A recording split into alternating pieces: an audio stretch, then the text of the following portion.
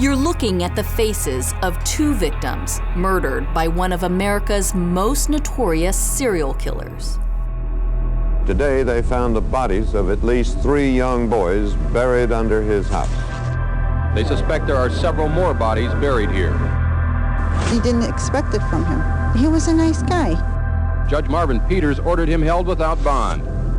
He will be examined by a psychiatrist. They continue to search for other bodies in this quiet suburban neighborhood.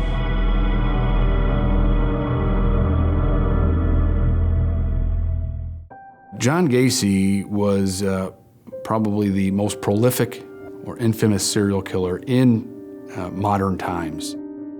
Police say John Wayne Gacy raped and murdered young men and boys from 1972 to 1978. Before his arrest, he spent nearly a decade living a double life. It sticks out in people's mind because not only did Gacy rape and kill so many boys in such a short amount of time, but he had everybody fooled. Cops say Gacy was well-liked in his community, just outside of Chicago.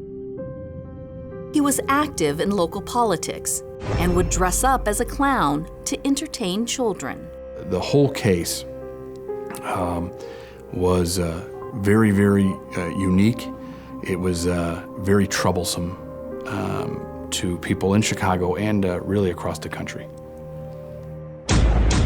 Gacy was arrested in 1978. When investigators searched his home, they found the unthinkable: more than 24 bodies. He concealed the bodies of his victims in his own home, in the crawl space. He had a dirt and rock crawl space where he would excavate shallow graves and place the victims in the crawl space.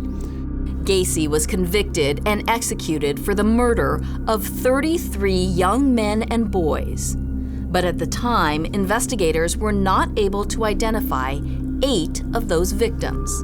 The Gacy case went cold for decades.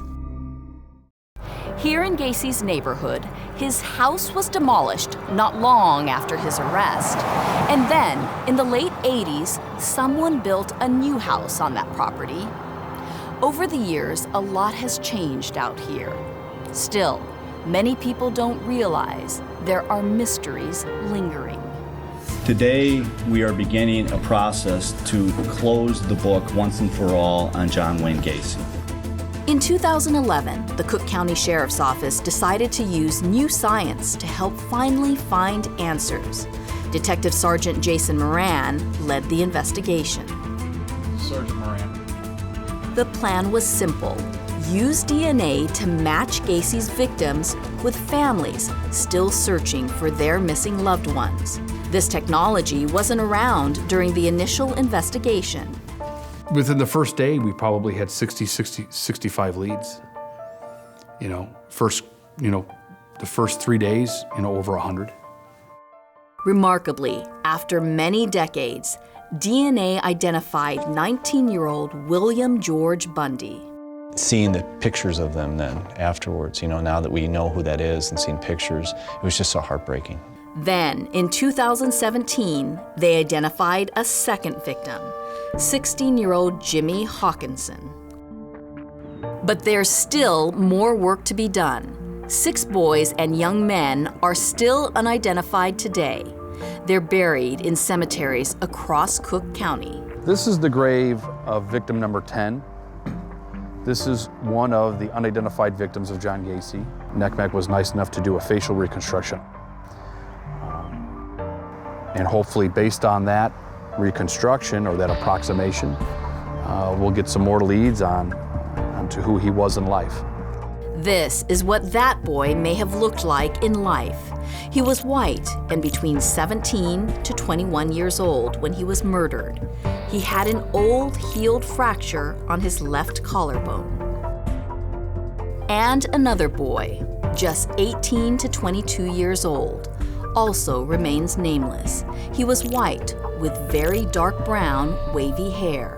Investigators hope these images, created by forensic artists at the National Center for Missing and Exploited Children, will help finally solve these decades-old cases. Cook County investigators say they will never stop searching until all 6 victims are identified, no matter how long it takes. The life of the person that was just murdered is no more or less important than a murder victim from 30 years ago. Not in my mind. Some had different paths that were taken, some of them had different issues here and there, but they were all young boys at the prime of their life. They hadn't even got there yet. And to have it just so horribly destroyed by this guy, the very minimum we owe them is to let them know that their lives mattered. Take a good look at these images. Police say Gacy often picked up hitchhikers or found his victims at bus stops. They could be from the Chicago area or may have come to the city from almost anywhere. If you have information about the unidentified victims of John Wayne Gacy, please call the National Center for Missing and Exploited Children at 1-800-THE-LOST.